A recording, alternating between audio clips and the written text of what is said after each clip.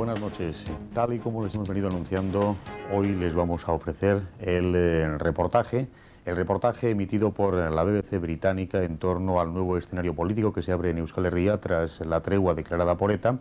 Un reportaje en el que se recogen testimonios de las diversas partes inmersas en este conflicto. Un reportaje polémico porque fundamentalmente en la recta final de la campaña electoral se llegó incluso a apuntar que en el contenido de ese programa se incluía un comunicado de ETA, un segundo comunicado tras aquel primero de mediados de septiembre en el que se daba a conocer el silencio de las armas. Nosotros les vamos a ofrecer en su integridad ese reportaje, un reportaje cuya directora, Eva Ewart, llegaba esta mañana a Euskadi y teníamos la oportunidad de charlar con ella, de preguntarle en persona cuáles habían sido los objetivos y las dificultades, que las ha habido y muchas, para realizar este programa y para poder emitirlo. Así que si les parece y sin más dilación, pasamos a conocer las opiniones de Eva Ewart y posteriormente les ofreceremos en su integridad el reportaje obtenido, gracias al contrato existente entre la BBC y Euskal Telebista, de la integridad del programa íntegro de ese reportaje que llevaba por título ETA saliendo de la oscuridad. Esperemos que sea de su agrado. Yo les presentaría a ustedes a Eva Ewart como una auténtica trotamundos de esto del periodismo. Es una mujer con una dilatada experiencia en el campo del periodismo, una mujer que a pesar de su origen polaco se encuentra afincada en Inglaterra, en Londres, pero ella ha estado trabajando en Rusia, ha estado en los Estados Unidos, ha estado en África, estuvo incluso, me comentaba hace unos instantes, en la guerra de Chechenia. Pero Eva, me decía usted que como la situación que ha vivido usted aquí al realizar este reportaje, lo que ha sentido, lo que ha vivido, pues irrepetible, por decirlo de alguna manera, o por lo menos no lo había vivido hasta ahora. No, evidentemente, es como le comentaba antes, ha sido una experiencia absolutamente única desde, en toda mi carrera periodística hasta el momento. Desde luego por el hecho de conseguir un scoop periodístico, como saben, de una entrevista extensa y sin precedentes con la organización ETA, que es un sueño, me imagino, de cada periodista y no solo de este país. O sea, en ese sentido yo creo que la experiencia emocional, de vez en cuando incluso me pasaba por la cabeza, me acordaba grabando eso, me acordaba un poco de mis tiempos que pasaba cubriendo la guerra de Chechenia. Cubriendo la guerra de Chechenia. Sí. ¿Cuáles han sido los objetivos de este reportaje? ¿Qué es lo que pretendía usted contar? Mire, yo creo que lo más irónico quizá es contarte que yo he venido aquí, yo he empezado a trabajar sobre un reportaje que al principio tenía un feel absolutamente distinto de lo que salió al fin y al cabo de este trabajo, ¿no? Bueno, ya andábamos en la BBC, en la casa de mi programa, hemos andado con la idea de hacer algo profundo sobre el problema del País Vasco desde hace mucho tiempo.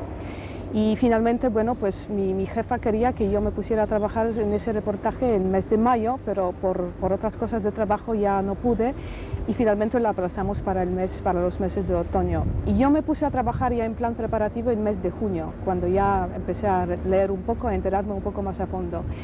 Y la idea principal era venir aquí, hacer un reportaje de 45 minutos de lo que es el problema vasco, el conflicto que lleva 30 años de su trayectoria, ¿no? De su historia. Sí. Y bueno, resulta que nos hemos puesto a trabajar así, con esa estructura, con este escenario puesto, y bueno, con el programa casi filmado, todas las secuencias y la mayoría de las entrevistas más importantes del reportaje, y de repente, bueno, pues ocurre la tregua, ¿no? Y de un día para otro cambia totalmente el reportaje, ya sé que lo que he recordado me va a ser en su mayoría inútil. Entonces, pues me puse un poco nerviosa cómo le voy a dar vuelco al tema, porque no podía pasar otro mes grabando otro reportaje, y entonces opté por la idea de contar cómo se ha llegado a la tregua. Ajá. O sea, darle un poco la vuelco, y entonces decidí de que las secuencias, la mayoría de las secuencias que he grabado valieron. Sin embargo, tuve que repetir algunas entrevistas con los personajes más destacados que salen en el reportaje, porque claro, las viejas de antes de la tregua se me quedaron un poco viejas. Claro. ¿No? O sea, la primera dificultad del reportaje es que no estaba previsto hacer el reportaje. Evidentemente, como lo hizo, o sea, yo no tenía finalmente. ni más remota ideas viniendo aquí de lo que iba a pasar, de que iba a haber una tregua, y posteriormente de que me iba a tocar un gordo de conseguir una entrevista. Decía que esa es la principal dificultad, o al menos la primera dificultad, pero luego ha habido muchas más dificultades. Pues mire, dificultades de todo tipo, pero tengo que decir, y también quería aprovechar esa oportunidad para agradecer a muchas personas que el reportaje de esa naturaleza no es trabajo de una persona, y yo desde luego, o sea, no me llevo todo el crédito, ¿no?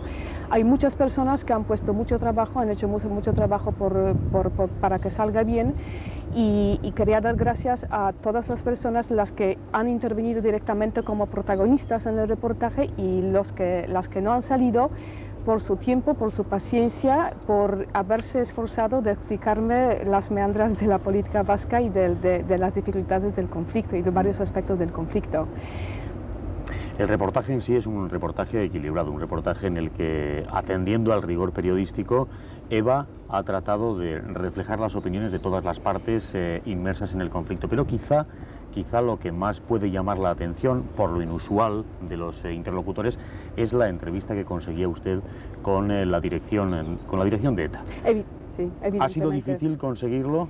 Pues mire usted, evidentemente no ha sido fácil, ¿no? Y sí. Bueno, yo al venir aquí, pues al venir y visitar a gente, al venir hablando con la gente, yo nunca jamás, yo siempre jugaba a cartas abiertas, yo siempre decía que yo vengo con una agenda muy abierta, lo ponía muy claro de que yo quiero, o sea, de que mi idea es hacer un reportaje bien balanceado, bien objetivo, de invitar ambas partes del conflicto, para que puedan exponer sus experiencias, sus puntos de vista y bueno, y luego pues para que los demás se hagan sus propias conclusiones de eso.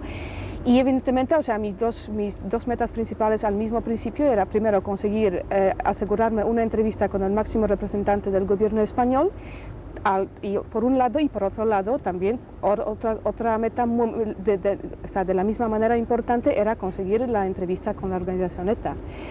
Bueno, ¿cómo me la conseguí? Desde luego no lo puedo contar, no lo puedo contar. Apelamos al secreto periodístico. Claro, sí, pero es un secreto periodístico, pero bueno, me la conseguí y bueno, y yo le digo de que para mí es un scoop, que yo he tenido varios scoops, pero este desde luego es el mejor que he tenido hasta ahora.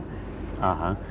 En cualquier caso, Eva, ¿usted es consciente de que no ya lo que es Euskal Herria, lo que es el País Vasco, sino buena parte del Estado español estuvo pendientísimo, muy pendiente de lo que iba a decir la BBC en su día, cuando se declaró la famosa tregua por parte de ETA, y en la última parte de la campaña electoral, otra vez muy pendiente de a ver qué decía la BBC con su reportaje recientemente emitido? ¿Es usted consciente del grado de atención que ha conseguido generar fuera del país donde se emitía el reportaje? Pues mire, le diría que más consciente de lo que me gustaría haber sido, ¿no?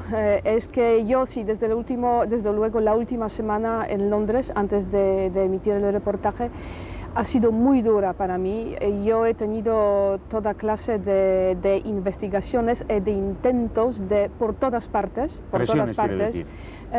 Bueno, presiones, incluso, bueno, sí, se puede, esa es la cuestión de definición, pero presiones, pero por todas partes, que todo el mundo, que no solo el gobierno español, sino que todo el mundo estaba súper interesado en saber antes, en conocer antes de lo que íbamos a decir. Sin embargo, a todos hemos dado un no rotundo y no hemos divulgado ni una media palabra de lo que iba a salir en el reportaje.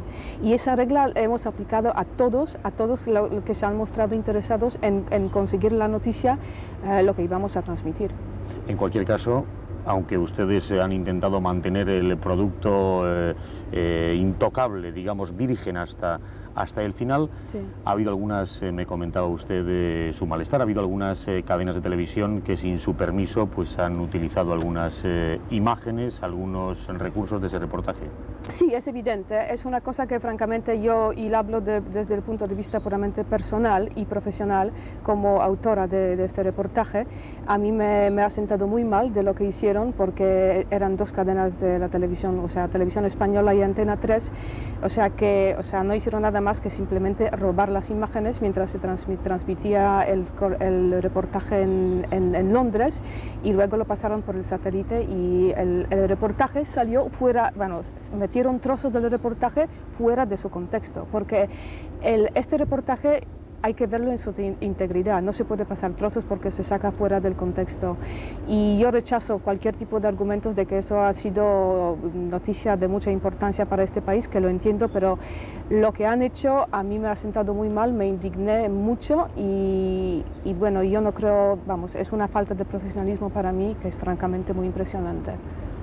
Respetando las reglas, que es lo que procede, aquí en Euskal Telebista van a poder nuestros telespectadores inmediatamente ver en su integridad, como usted decía, para comprender mejor el producto televisivo, ese reportaje. Pero al hilo un poco del interés que le comentaba, el interés que ha surgido en torno a ese programa televisivo en el Estado español, concretamente en Euskal Herria, es lógico.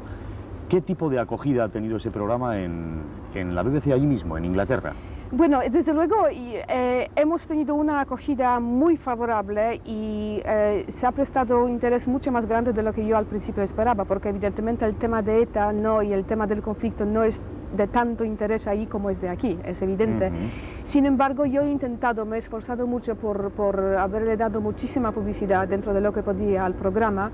He colaborado con, vamos, el departamento de publicidad de la BBC, se esforzó mucho por hacerle mucha publicidad y bueno, hemos registrado unos ratings muy buenos.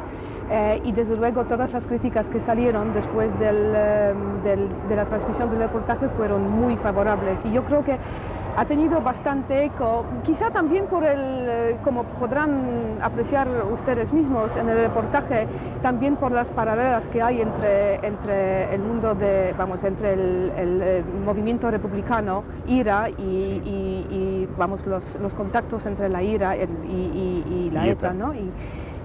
O sea, quizá una cosa que seguramente en Londres, o sea, se desconocía en Inglaterra de algún modo, ¿no? El extenso del contacto y de...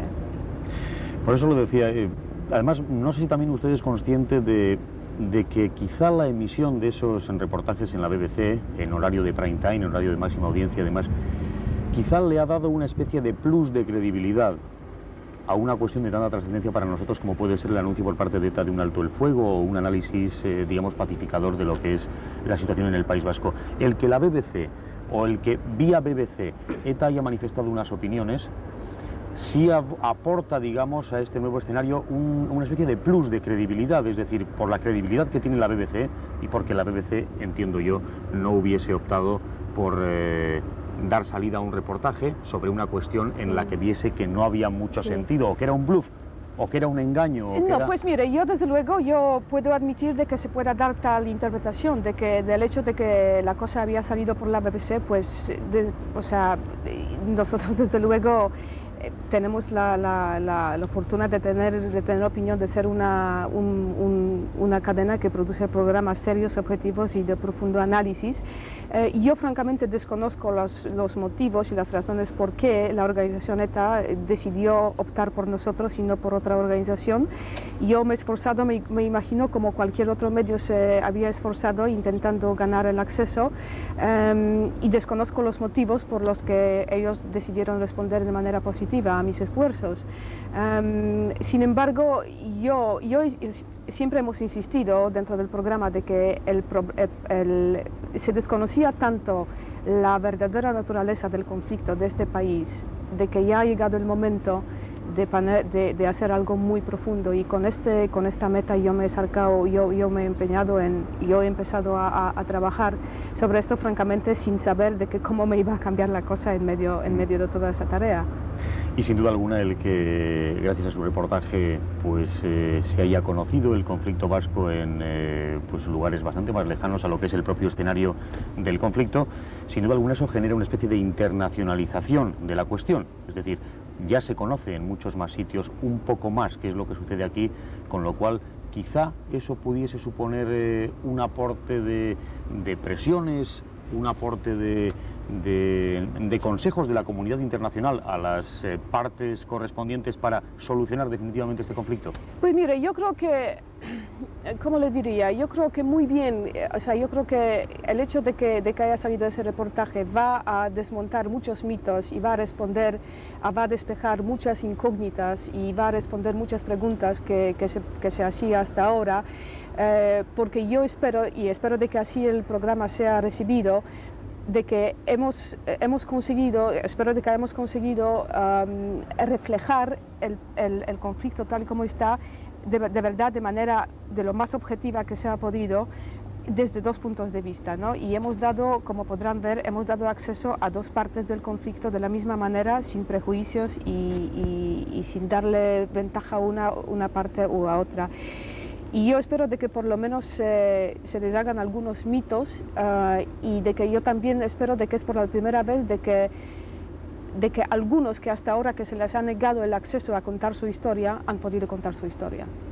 En definitiva, usted, Eva, como observadora del mundo, y digo del mundo porque ya hemos contado que ha estado usted trabajando a nivel profesional en buena parte de él, en buena parte del mundo. Sí. Usted, como observadora internacional, ¿qué futuro ve para el País Vasco? ¿Qué cree que va a pasar? Pues mire, yo francamente estoy con mucho optimismo. A mí, evidentemente, o sea, trabajando, haberse adentrado tanto en el conflicto, en ese asunto, por haber trabajado tanto y hacer ese reportaje, de alguna manera me he empezado a identificar, o sea, a varios niveles, ¿no? Tanto con una parte como con la otra parte del conflicto. Y yo francamente, por lo menos saliendo después de la entrevista, yo salí con mucho optimismo y yo francamente, y también, o sea, hablando con representantes por parte del gobierno, yo francamente quiero creer de que por primera vez quizá hay una base para un optimismo en el País Vasco de que eso se va finalmente a solucionar. Eva Iwart, sabemos, ya lo comentábamos antes cuando dábamos un pequeño paseo, sabemos que no ha venido usted en esta ocasión a trabajar aquí, después de haber estado muchas horas trabajando. Menos mal. Eso es, en esta ocasión se trata un poco más de disfrutar un poco y de saludar a los conocidos, a tantos conocidos que habrá hecho, me imagino, durante la elaboración de este reportaje. Le deseo que lo pase lo mejor posible entre nosotros, que lo disfrute, que sea lo más feliz que pueda. Sí. Sabemos que son poquitas horas las que va a estar entre nosotros, pero insisto, que lo pase estupendamente. Sí, me he hecho muchos amigos aquí en el País Vasco y bueno, muchas gracias por haberme invitado, un gusto de haber estado con ustedes. Muchísimas gracias a usted por atendernos estos minutos. Pues nada más, señoras y señores, despedimos a Eva Iwart y les dejamos con su reportaje, con el reportaje que realizaba para la BBC, que nosotros les ofrecemos a continuación íntegramente y que esperemos, aunque insisto, aunque sea un material, aunque sea un reportaje elaborado fuera, esperemos que sirva también para aportarnos cosas, para aportarnos criterios a la hora de valorar y de analizar la situación que tenemos hoy en día en Euskal Herria. Muy amables, esperemos que sea de su agrado.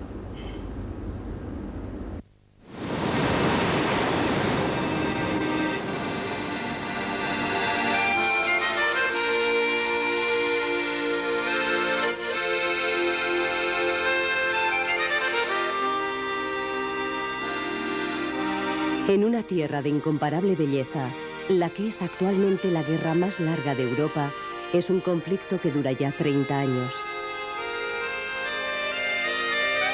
La organización separatista armada ETA ha declarado un alto el fuego.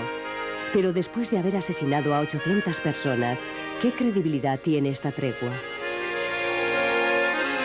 ¿Conseguirá el pueblo vasco la paz algún día?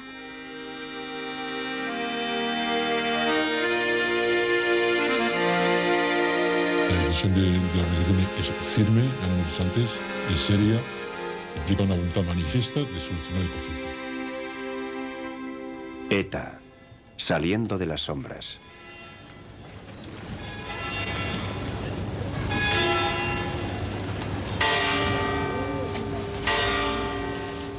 Verano de 1998. España recuerda y llora una vez más a la víctima de ETA, Miguel Ángel Blanco. Esta muerte unió más que ninguna otra a toda una nación en el dolor. El pesar de una madre abnegada y un humilde padre de clase obrera fue compartido a lo largo y ancho de todo el país. Yo creo que he perdido a mi hijo y estoy perdiendo la mía también, sí.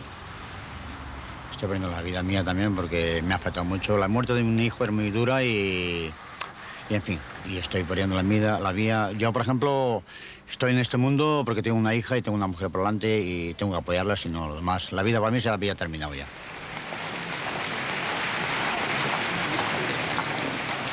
Tras una pancarta que exige paz, la familia de Miguel Ángel Blanco encabeza una marcha de protesta a través de las estrechas calles de su pueblo natal, Ermua, en el primer aniversario de su muerte.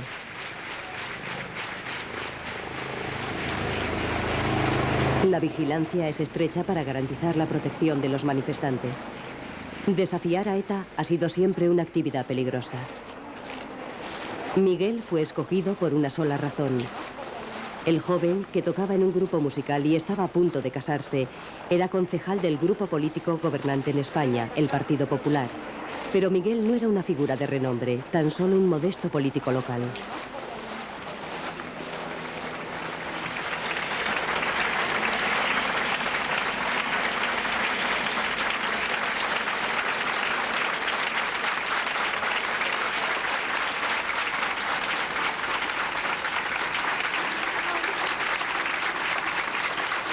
Mientras sus padres le lloran, la repulsa en toda la nación hacia esta muerte todavía palpita.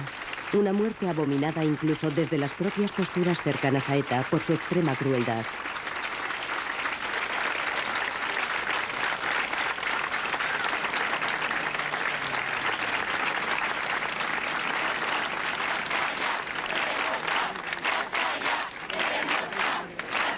La multitud exige el cese de la violencia de ETA. La consigna coreada "Basta ya".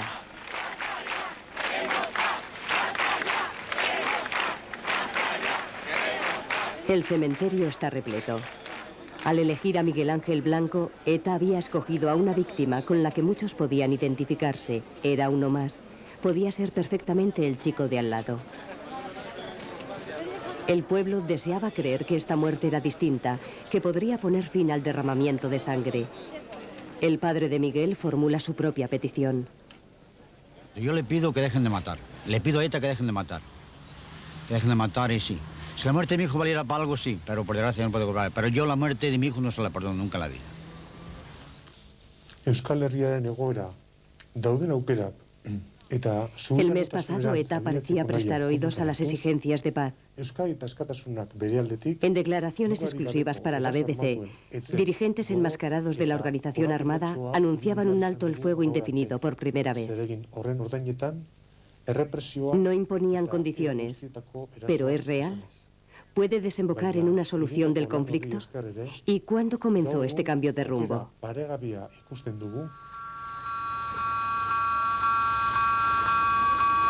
Julio de 1997, primera hora de la tarde. Miguel Ángel Blanco espera la llegada del tren en la estación de su pueblo. Pero hay alguien más esperando. Un coche se detiene. En él viaja un comando secuestrador. Según se cree, una joven bajó del coche y se encaminó hacia la estación, donde sabía que encontraría a Miguel Ángel Blanco. La rutina de los movimientos diarios de Miguel le convertían en un blanco fácil. Una vez en la estación, la joven se acercó a Miguel de forma fingidamente accidental para solicitarle ayuda. Según su familia, él jamás hubiese dicho que no. Entonces le convenció para que la acompañase. Este fue el comienzo de una muerte lenta. ETA anunció que mataría al secuestrado a menos que sus presos fueran trasladados a cárceles vascas. El plazo, solo 48 horas.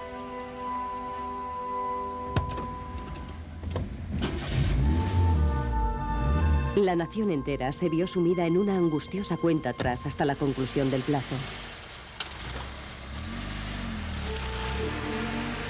Cuando el tiempo se agotó, España contuvo el aliento. Pero ETA no titubeó y descargó 2 disparos sobre la nuca de Miguel Ángel Blanco. ETA ha concedido contadas entrevistas en su historia.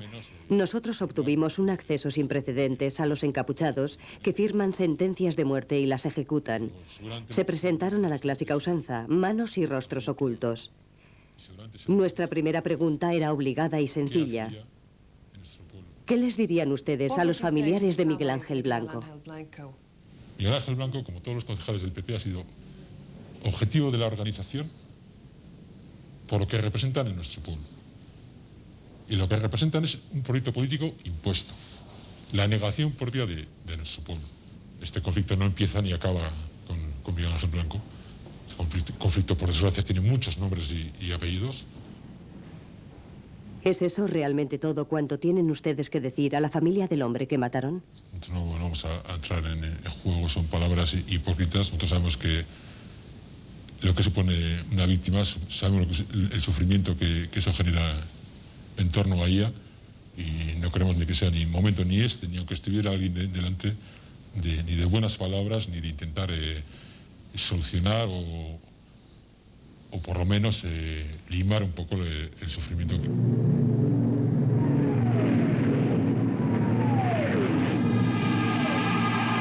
Primavera de 1937. Aviones alemanes bombardean la antigua capital vasca de Guernica. La historia de ETA en muchos aspectos comienza aquí. Picasso plasmó aquel horror en su obra pictórica más sobrecogedora. Este era el primer bombardeo aéreo de la historia sobre una ciudad desprotegida, respaldado enteramente por el general Franco. Los vascos combatieron contra Franco en la Guerra Civil Española, algo que les haría pagar tras su victoria.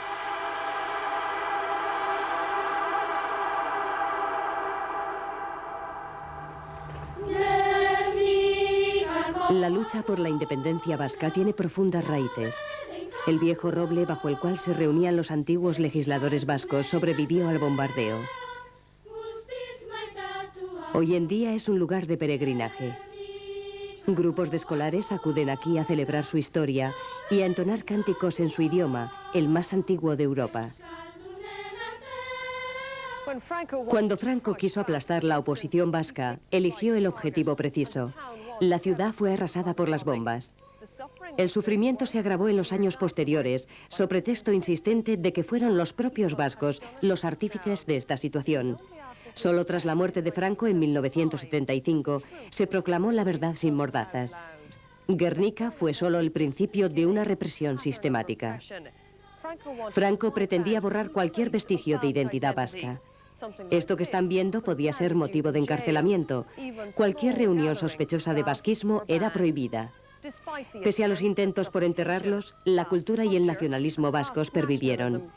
Y fue durante el régimen franquista cuando surgió una nueva generación de militantes dispuestos a dar la vida y a arrebatarla en nombre de la independencia de Euskadi.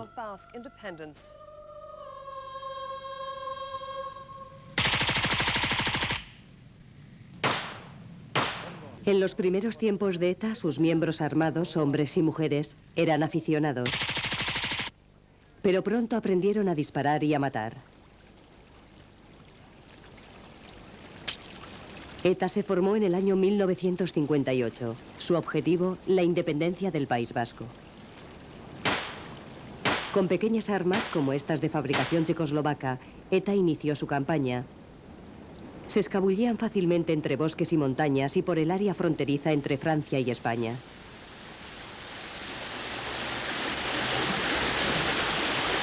Aquí fue donde uno de los 12 fundadores de ETA burló a las patrullas de frontera. A sus 65 años, Julen Madariaga ha roto con sus compañeros de armas. Pero no se arrepiente de haber participado en la creación del grupo armado. Hoy en día lleva una vida tranquila tras varios años de prisión, pero aún anhela la independencia. Justo en la cima pasa la línea divisoria totalmente artificial que nos han impuesto españoles y franceses. Bueno, lo cual prueba una vez más lo absurdo de...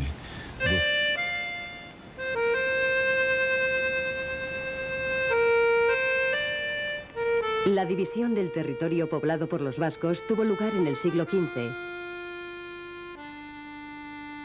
El País Vasco está actualmente dividido en dos partes, separadas por la frontera franco-española. Es un rompecabezas de 7 provincias. Y los nacionalistas vascos desean unir el rompecabezas y formar su propio Estado.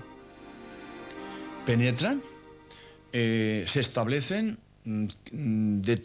determinan poner, después de borrar del mapa toda la administración vasca, colocan la suya propia, la administración francesa y la española, establecen sus propias escuelas, persiguen a muerte nuestra cultura y nuestro idioma.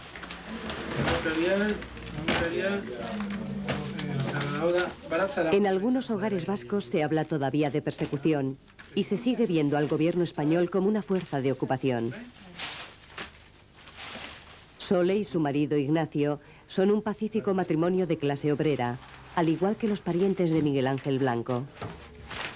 Pero su hijo es un miembro de ETA, un asesino convicto. Están haciendo el equipaje para ir a ver a su hijo a la prisión, donde, según Ignacio y Sole, ha sido torturado. Latea zian, ia denak, bizitara atea zian, beran kabinetara.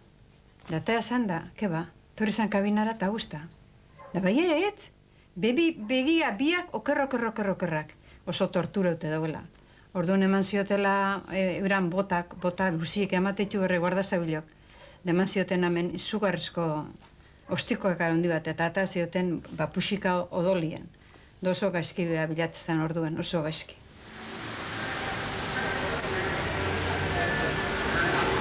Antes de cada desplazamiento a prisión hay una protesta. Forma parte de la campaña realizada por los familiares para acercar a sus presos a casa. Esta es la razón que empujó a ETA a secuestrar y matar a Miguel Ángel Blanco. ¡La dispersión! ¡Es tortura! ¡La dispersión! ¡Es tortura! ¡La dispersión! Los familiares viajan juntos en autobuses particulares. La mayoría ha de recorrer España entera, de norte a sur, más de 1.200 kilómetros. Tan solo el 15% del aproximadamente medio millar de presos etarras están en el País Vasco, y la mayor parte ni siquiera en regiones próximas.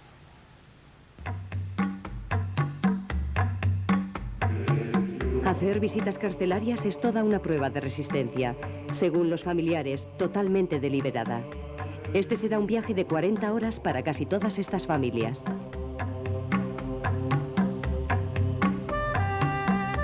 Ignacio y Sole llevan haciendo estas visitas desde hace 13 años.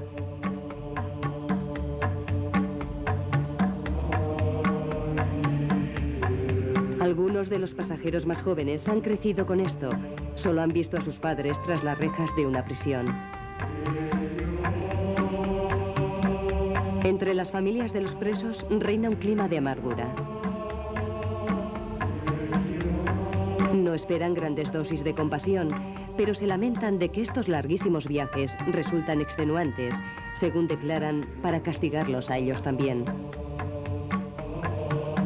El gobierno español, por su parte, sostiene que todo es propaganda etarra, nada más y nada menos.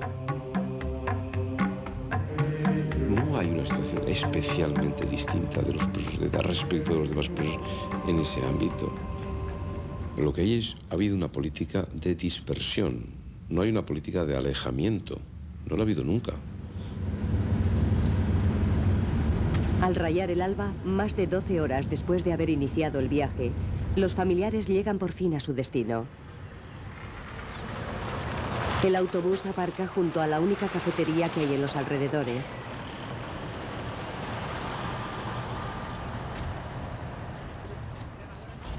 Los rostros de los viajeros reflejan el cansancio del viaje. Pero Sole tendrá que esperar otras 12 horas más antes de poder ver a su hijo. El equipo del programa no ha recibido autorización para poder acercarse más a la cárcel de Cádiz. Es cierto que las condiciones en las que viven los reclusos han mejorado con el tiempo, pero las organizaciones de derechos humanos apoyan la tesis de que en el pasado los miembros de ETA han sufrido malos tratos. Agentes de policía y miembros de la Guardia Civil han sido condenados por torturas.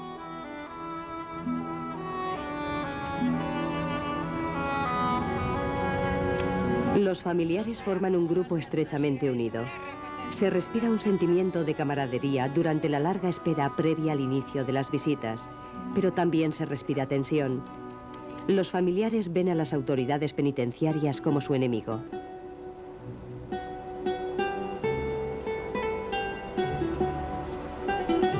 Pero al igual que ocurre en Irlanda del Norte, tras 30 años de guerra, los presos se han convertido en una de las claves para alcanzar la paz.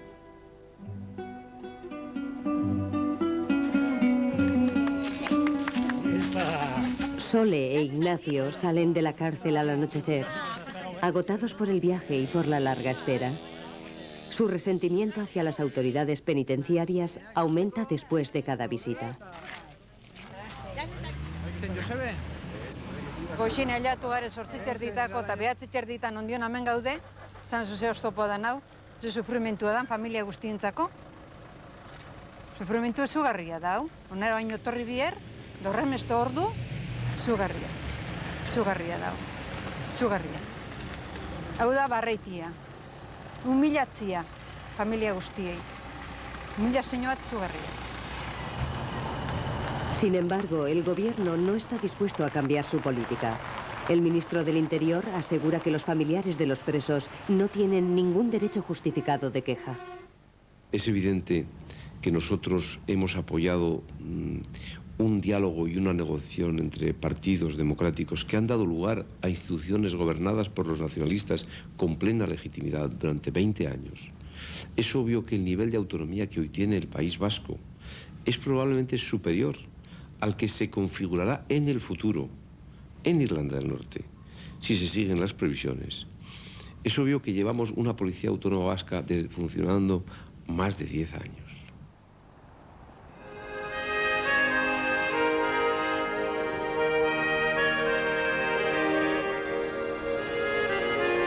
A primera vista, el País Vasco puede parecer la viva imagen de la tranquilidad.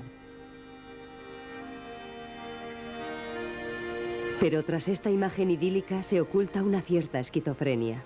El conflicto vasco, cuyo eje central es la independencia, ha originado una profunda división entre los ciudadanos y ni siquiera 20 años de autonomía han sido suficientes para traer la paz.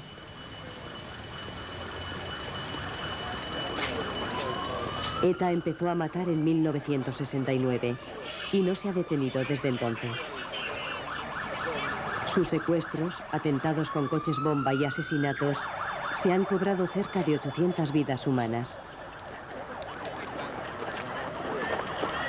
Pero ETA representa a una minoría. No más del 16% de los vascos apoyan al brazo político de ETA. ETA ha declarado una tregua, pero no está dispuesta a pedir perdón por el sufrimiento que ha causado. ¿Lamenta ETA algo de lo que haya hecho en los últimos 30 años? Ni perdón, ni ETA pretende tampoco que se le den medallas. Sabemos que las consecuencias son duras. Si hay alguien que tiene que pedir perdón, es el Estado español. Perdón por haberle negado el pan y el agua a nuestro pueblo. Por haberle negado la palabra, el derecho a existir. Pero ¿cómo pueden ustedes intentar justificar lo que han hecho? Tanto derramamiento de sangre. Nosotros también tenemos sufrimiento, creemos que eso no conlleva nada. Lo que hay tiene que haber una responsabilidad, tenía que haberla habido y tiene que haberla en el futuro también, de solucionar un problema y de evitar que no haya que volver a hablar ni con víctimas, ni que evitar que vuelva a haber víctimas. En el País Vasco no hay dos comunidades enfrentadas, hay un grupo terrorista frente a una sociedad. Y los únicos que no han respetado durante todos estos años múltiples confrontaciones democráticas han sido los miembros de ETA. El problema es que ETA no es la única que ha roto las reglas de la democracia.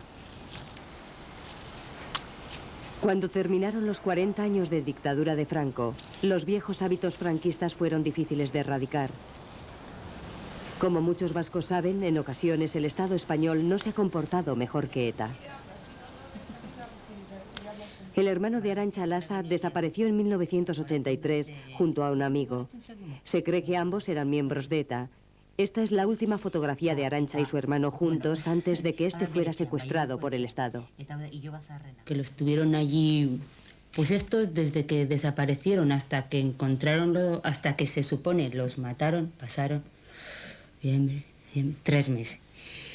Los tuvieron atados con cadenas, que les habían dado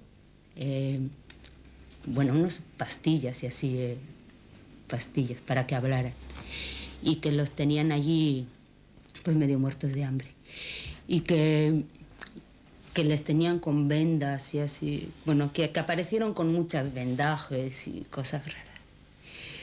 Y que los llevaron a Alicante y que allí les hicieron cavar su agujero, que todavía está. Y que les pegaron 2 tiros. Uno, mi hermano tiene un tiro, de aquí para adelante, y el otro compañero 2. Uno así y el otro así. Pasaron 12 años antes de que sus familiares pudieran conocer la verdad por medio de un confidente y el Estado accediera de mala gana a entregarles los restos de los desaparecidos. Pero la violencia estalló incluso el día del funeral. Nosotros decían todo el rato que nos dejasen ya las cajas en nuestras manos y que se marchara, ¿no? Y nada, que no. Y no sé por qué también, si no sé qué pasó, que un mando de la Archaña dio orden de cargar.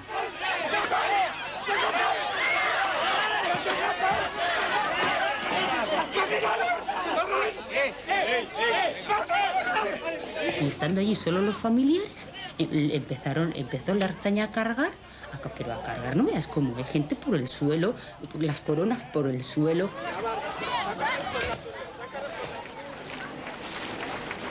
El hermano de Arantxa y su compañero se encuentran entre las casi 30 personas asesinadas por una siniestra organización creada por el gobierno, llamada GAL.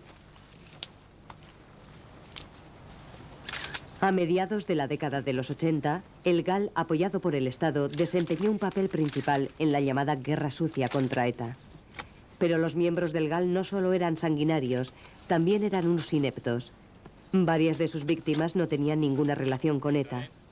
El pasado mes de septiembre, un antiguo ministro socialista ingresó en la cárcel por participar en el escándalo. La Guerra Sucia no solo no acabó con ETA, sino que creó un resentimiento contra el gobierno que todavía perdura. Y el sufrimiento que puede vivir la familia de Miguel Ángel Blanco es algo que lo conoce toda la sociedad y aparece ante las cámaras de televisión, y su sufrimiento aparece ante la sociedad, ¿no? Como una familia que sufre. Y la familia de José Antonio Lasa y de José Zabala y de otros tantos no aparece en ningún lado. Parece ser que nosotros no sufrimos. Pero los pecados del gobierno palidecen en comparación con los de ETA. Esta es la familia de Miguel Ángel Blanco el día de su funeral, el año pasado. Las calles se llenaron de manifestantes indignados ante la atrocidad cometida por ETA.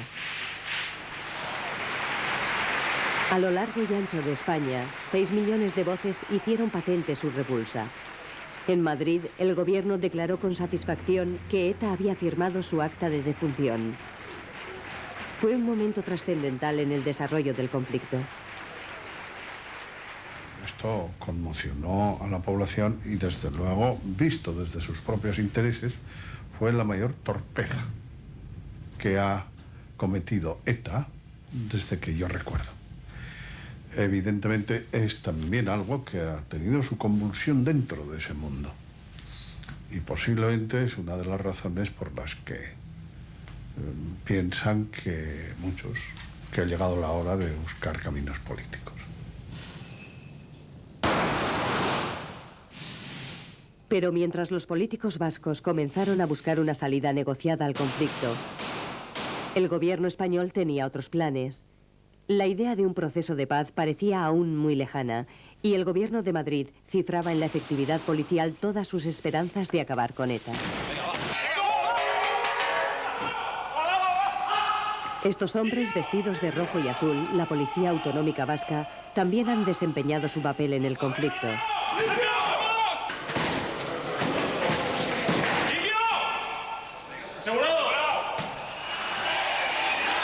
Diciembre de 1997. Estamos en el cuartel general de Herri Batasuna, el brazo político de ETA.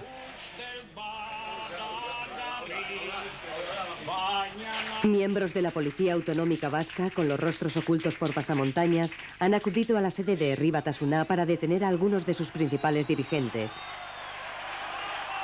En la calle, tanto ellos como sus partidarios se muestran desafiantes.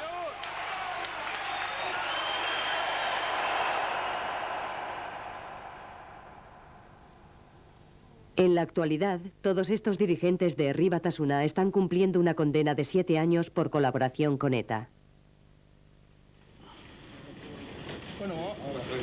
En julio de 1998, la policía entró en los talleres del periódico nacionalista radical Egin. Las prensas dejaron de funcionar. Fueron prácticamente desmanteladas por la policía. Era la primera vez que se ordenaba el cierre de un periódico desde la época de Franco. El gobierno está convencido de que han sido este tipo de acciones las que han impulsado a ETA a declarar su tregua. La causa esencial en la sociedad vasca, en la sociedad española, a la hora de decir basta ya al terror. Tres causas fundamentales son el debilitamiento de ETA, lo que puede significar la dificultad, el acoso democrático hacia el mundo de HB, hacia el mundo del movimiento de liberación nacional vasco en el País Vasco, y un estancamiento político y social del nacionalismo. Todo eso ha permitido empujar a ETA hacia un proceso de tregua.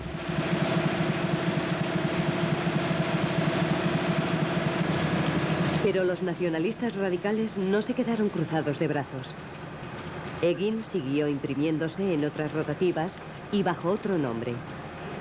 Sus periodistas se muestran orgullosos de seguir acudiendo a su cita diaria con los lectores y de que los nacionalistas radicales sigan teniendo su propia voz. Los periodistas de Egin aseguran que este tipo de medidas enérgicas del gobierno no ofrecen ningún resultado positivo. En 35 años, tantas veces como hemos oído estos cantos de sirena, este anuncio del final de ETA por la vía policial, hemos asistido en poco tiempo a acciones armadas de envergadura, hemos asistido a acciones armadas determinantes y, consecuentemente, a la frustración a la que antes hacía referencia. Lo que resultó de gran trascendencia es que ETA aprendiera lecciones de sus amigos. Aquí vemos a Gerry Adams en su primera visita al País Vasco en 1994. Existía una estrecha relación entre la rama política de ETA y el IRA. El inicio del proceso de paz en Irlanda les acercó todavía más. Históricamente hemos mantenido relaciones múltiples con el movimiento republicano irlandés, ¿no? Y en estos mismos momentos, y más teniendo en cuenta ese proceso importantísimo que se ha desarrollado en Irlanda, hemos estado un poco pendientes de cómo se desarrolla ese proceso, hemos estado pendientes de cómo se estaba gestando ese proceso y nosotros mantenemos contactos regulares con Sinn Féin, ¿no? Contactos de todo tipo. Bueno, nosotros ya dijimos también públicamente que teníamos mucho que aprender del proceso irlandés. El ejemplo de Irlanda para nosotros es muy, creo que muy interesante y además nos toca porque es una realidad que, bueno, no está tan lejos, que la conocemos y que se asemeja. Y el ejemplo de Irlanda en eso es muy claro. ETA estudiaba la transición del IRA de la guerra hacia la paz, pero las matanzas no cesaban. A la última víctima, otro concejal del Partido Popular, lo mataron con un coche bomba. Pero la organización se estaba preparando para seguir el ejemplo del IRA y acudir a la mesa de negociación.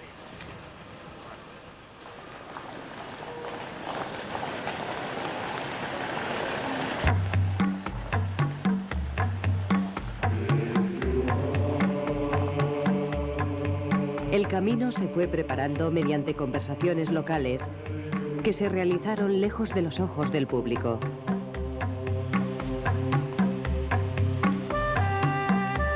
El mayor partido del País Vasco, el nacionalista PNV, se arriesgó en favor de la paz. Mantuvo conversaciones secretas con Herri Batasuna, la rama política de ETA. El PNV no sentía aprecio por Herri Batasuna. Pensaba que tenían las manos manchadas de sangre y así lo había declarado. Pero el asesinato de Miguel Ángel Blanco había dejado patente la necesidad de la paz. Y el PNV sabía que sin contar con ETA no se podría conseguir la paz. En septiembre del 98, en un barrio de Lizarra, se puso en juego el último elemento de la partida. 23 grupos hicieron una declaración conjunta a favor de que se iniciaran conversaciones de paz entre todas las partes implicadas. Además de la rama política de ETA, estaban el PNV, organizaciones sindicales y sociales. Se llamaron a sí mismos el Foro de Irlanda. Uno de los firmantes era el exmiembro de ETA, Arnaldo Otegi, quien rápidamente pasa a convertirse en el Gerry Adams del País Vasco. Este frente nacionalista sin precedentes no era precisamente lo que Madrid quería ver un año después de la muerte de Miguel Ángel Blanco. No pasa más que un año. Los resultados son desastrosos para el gobierno español. no solamente que ese proyecto no ha avanzado, sino que frente a él hay una alternativa y hay una voluntad manifiesta de construir Euskal Herria, de que Euskal Herria sea libre.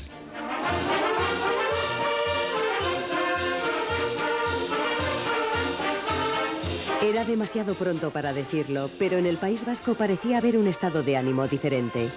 No era de euforia, pero sí de esperanza. La gente esperaba con ansiedad que algo se empezara a mover.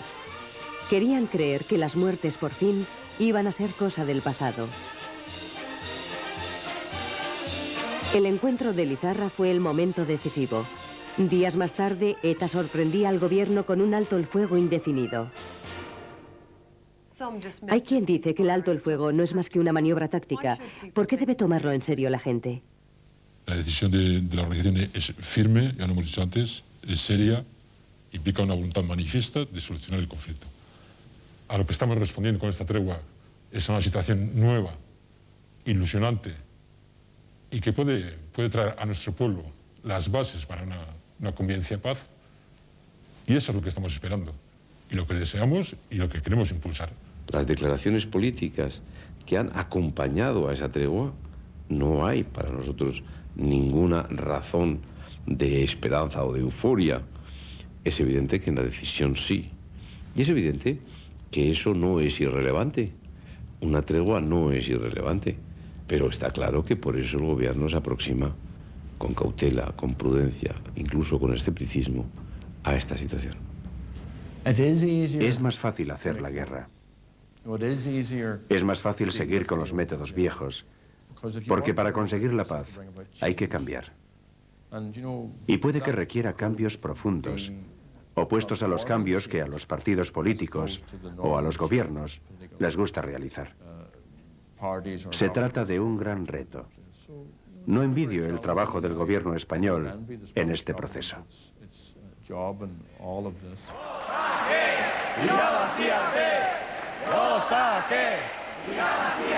Gerry Adams regresó al País Vasco y recibió una calurosa y pública bienvenida por parte de Herri Batasuna.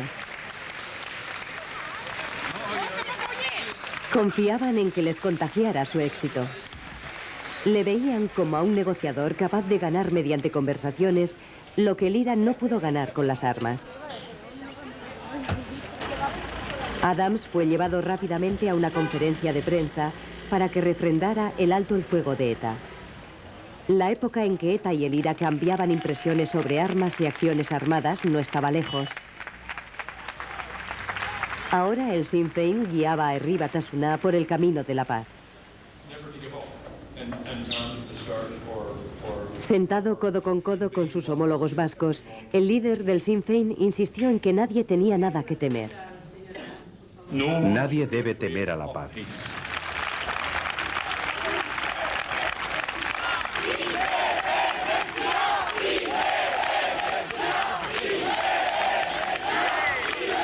Puede que la guerra hubiera quedado atrás en el País Vasco, pero las exigencias se mantenían. Adams disfrutaba de la adulación, pero no había venido solo a estrechar manos. Sus días de marginado habían pasado. Ahora es un veterano de los procesos de paz y como tal daba un consejo a Madrid. Cuando le hicieron esa pregunta al presidente de Klerk, cómo se debe actuar en el proceso de paz, dijo, como en un partido de cricket. Dado que John Major era muy aficionado a ese juego, le resultó muy aclarador. Un partido de cricket. No dejes que se cree un vacío, que se pierda la inercia, ni que se den pasos atrás. Adams se dirigió a los seguidores de la rama política de ETA desde el escenario de un teatro vasco. La lección de Irlanda, dijo, es que no hay que rendirse nunca. Lo que os diría desde la experiencia irlandesa es que no dejéis de mirar a la recompensa. La recompensa no es para vosotros ni para vuestros líderes, es para el País Vasco.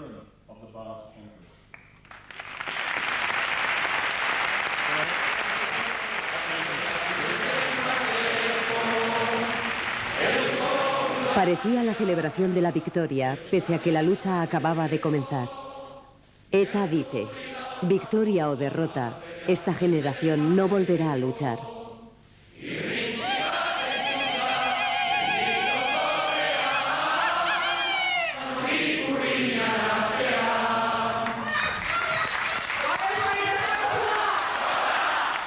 Si esa no es la solución, no es que nos vayamos a encontrar con que ETA se vea obligada a volver a actuar militarmente, sino que nos podemos encontrar con que la próxima generación lo vuelva a hacer y se llame ETA o se llame otra cosa, o que dentro de 2 generaciones sigamos teniendo una organización armada en Euskal Herria. La paz es la consecuencia de la solución del conflicto, ¿no? Y en ese sentido, optimistas, sí, y con ilusión además. El gobierno va a asumir su responsabilidad, va a hacer todos los esfuerzos en la dirección de alcanzar la paz, pero es evidente y resulta obvio que ponga de manifiesto una vez más que no se puede hacer un proceso de esta naturaleza a cualquier precio. En la agenda de Adams también figuraba Xavier Arzallus, el astuto líder político vasco. Pensaba que ETA dominaría a su rival. Su decisión ha sido estratégica. Y entonces el resultado, o lo que ETA va a conseguir, pues tal vez no sea el derecho de autodeterminación reconocido por el Gobierno de Madrid, pero sí va a conseguir la unidad de todos los vascos nacionalistas, y eso es, desde mi punto de vista, para el Gobierno de Madrid mucho más peligroso que el conceder el derecho de autodeterminación.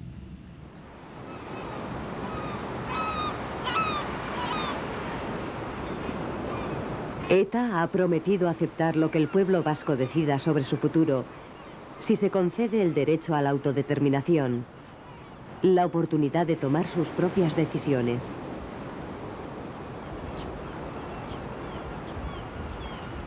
Pero esa posibilidad produce pánico al Gobierno de Madrid. En España hay otras regiones inquietas.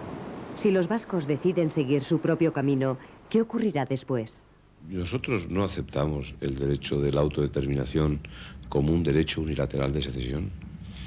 Ese derecho nosotros no lo recogemos en nuestra Constitución. Nosotros creemos que ese derecho no está ni en el País Vasco, ni en Cataluña, ni en Andalucía, ni en Galicia.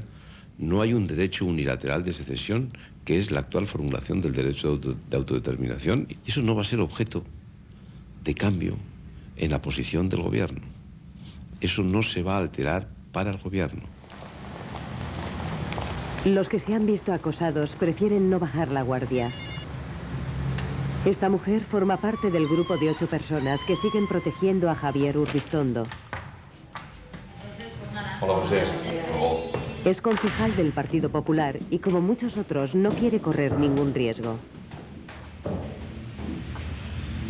A ver, Vigander, salimos en un par de minutos. Si está preparado el coche. Sale ella antes para asegurarse de que la calle está libre y el coche preparado. Luego sale él.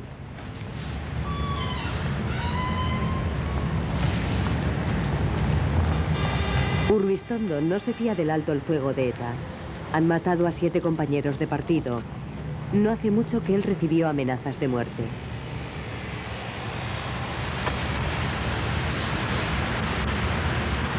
Un mes después del asesinato de Miguel Ángel Blanco, recibí una carta a mi nombre en mi despacho del Ayuntamiento de Hernani, y cuando lo abrimos comprobamos que contenía dentro únicamente 2 cartuchos de calibre 22, que fue precisamente el calibre utilizado en ese atentado y en algún otro. Unos días más tarde recibí otra carta con un mensaje escrito que decía: la próxima no te llegará por carta.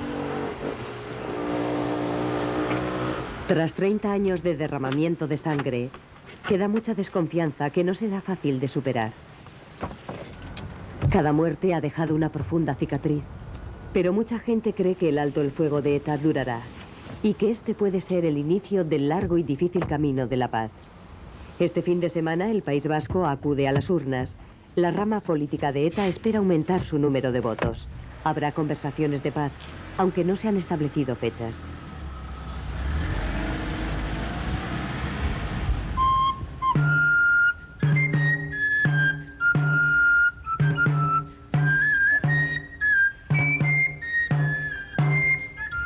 Pero el gobierno español tendrá muy poco espacio para maniobrar cuando empiecen las conversaciones. La paz es una posibilidad tentadora, pero los vascos no son el único problema. No se puede conceder la autodeterminación a unos y negársela a otros. Puede que el mayor temor de Madrid ahora no sea ETA, sino la muerte de España.